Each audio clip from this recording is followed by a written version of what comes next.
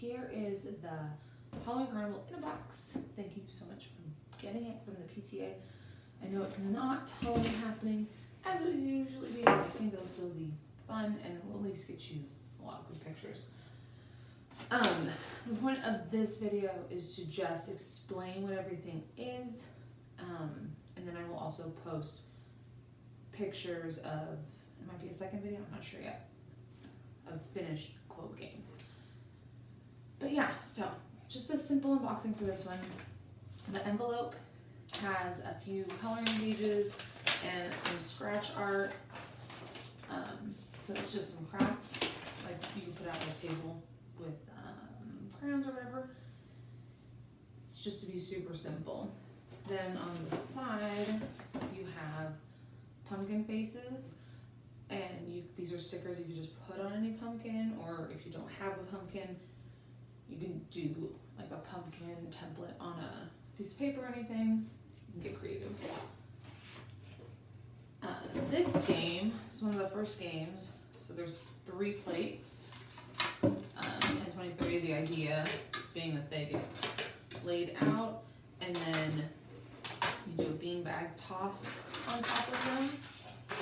And with all the games, you're going to just work with like whatever works for your kids. You know, bigger kids go further back, smaller kids go forward, whatever. This is another game for the beanbags. It's the ghosts. And so you're just going to make a pyramid out of these guys on a table or a wall or something. And then the beanbags can be tossed and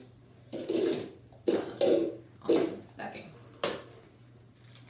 Spiderweb is just for effect and design. You can put it on a game, or you can put it just somewhere wherever you think it needs it. It's just a little extra.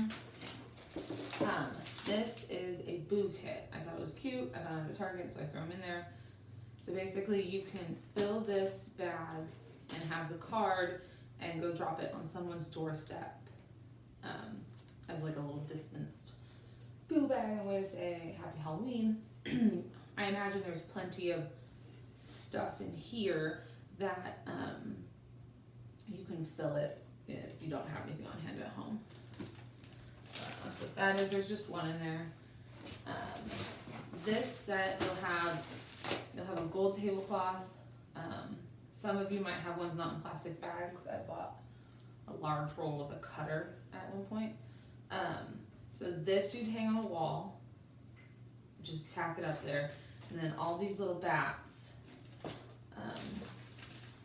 you can see on it, they like fold them at the middle a little bit to make them 3D. You just arrange them on the black tablecloth around like their head and shoulder height, so you have a photo backdrop. That's what that is. This is, there's popcorn bags and then a bag of popcorn. Again, just for like fun carnival effect. Let's see. Tickets.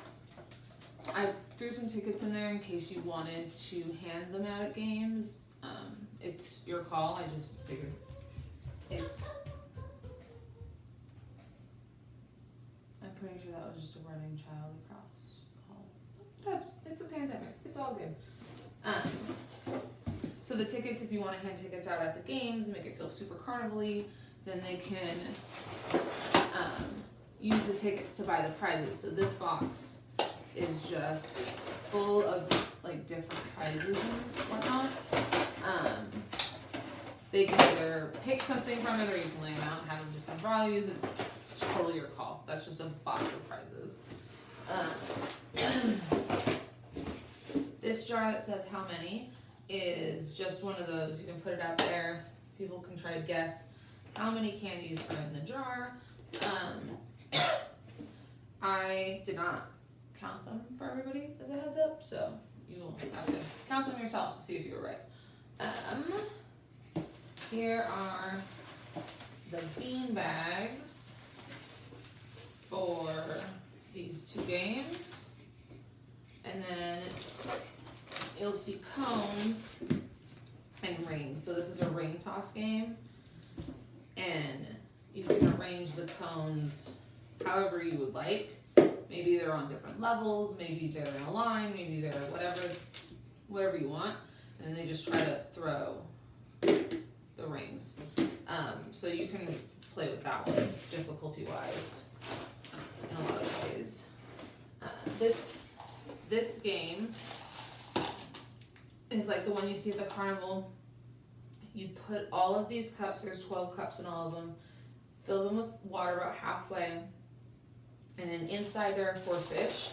You throw the fish into 4 random cups of water, and then they use the ping pong balls to kind of toss them to see if they can get it into a cup of the fish, and then they get the fish.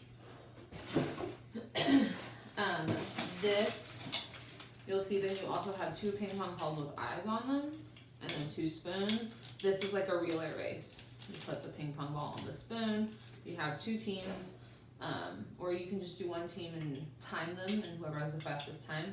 But you're gonna wanna run from point A to point B or walk or whatever. And if you drop the ping pong ball, you have to go back and start over. There's 2 popcorn bags in your box. So this one has candy corn, and it has gloves, and there's a couple of rubber bands. So the idea is you do the popcorn, and then you take your glove, and you put a candy corn in each finger. It's like that monster hand idea. So then you fill, once the candy corn's in each finger, and then you fill the rest with popcorn, and you use the rubber band to tie it off. I imagine there'll be extra popcorn, which I figured you could put into the, whatever you do with the popcorn bags. So that's what that craft is. This, I know you're like, why is there spaghetti in my bag? So the idea with the spaghetti is you'll boil it off. Honestly, you don't really want al dente for this one. You can make it as mushy as you want, because the thought is, what I would suggest is even, and I know that there are people who are going to like come at me, but I would suggest breaking the pasta before you put it in the water. I know that's like truly offensive, and I'm sorry, but for this activity, I would break them and put them in the water. You could even boil it a little long, and then you put it in a bowl. And again, I'll show an example of this later. You'll put it in a bowl, and maybe there's a little bit of water, or if you're really brave, maybe there's a little bit of like canola oil or something.